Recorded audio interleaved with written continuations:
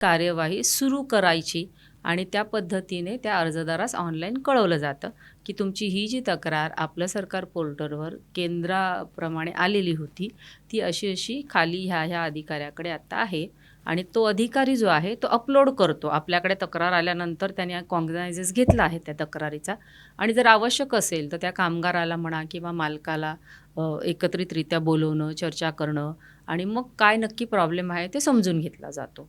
आणि जर तो कामगार कायद्यामध्ये बसणारी तक्रार असेल तर त्या कायद्यातील तरतुदीनुसार मग त्याच्यावरती कार्यवाही होते आणि जे काही होतं ते पुन्हा ऑनलाईनच पुन्हा कळवलं पाहिजे. तर ते आपलं सरकार पोर्टलवरही अपलोड केलं जातं आणि तक्रारदार देखील बघू शकतो की माझ्या तक्रारीचं पुढे काय झालं.